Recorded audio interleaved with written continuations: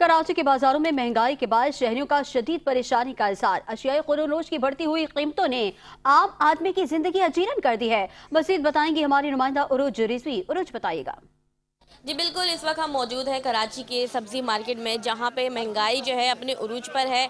और इस वक्त मेरे साथ कुछ शहरी भी मौजूद हैं जो कह रहे हैं कि महंगाई जो है दिन ब दिन बढ़ती जा रही है। सब्ज़ी, आलू, प्याज के रेट जो हैं कम नहीं होते, जिसकी वजह से हर एक नॉर्मल तबके के लिए ज़िंदगी गुजारना काफ़ी मुश्किल हो चुका है।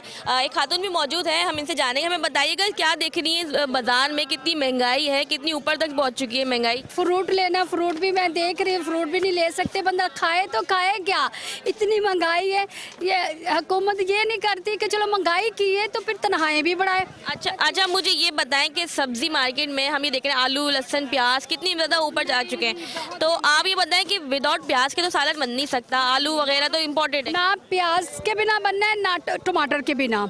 टमाटर और प्याज का रेट इतना ज़्यादा है तो सब्जी तो फिर भी पीछे रह गई। सब्जी आलू ही डाल लो, आलू कितने 200 रुपये लगाए मैंने। तो रेट है सब्जियों के, गोश्त, मुर्गी के, ये कम करे, लोग कुछ खा तो सके।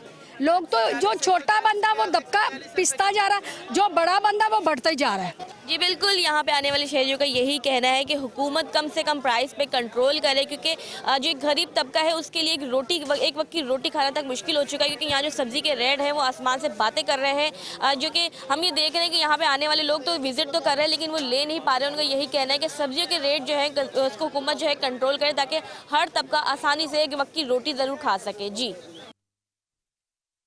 उरुज रिजवी तफसीलात से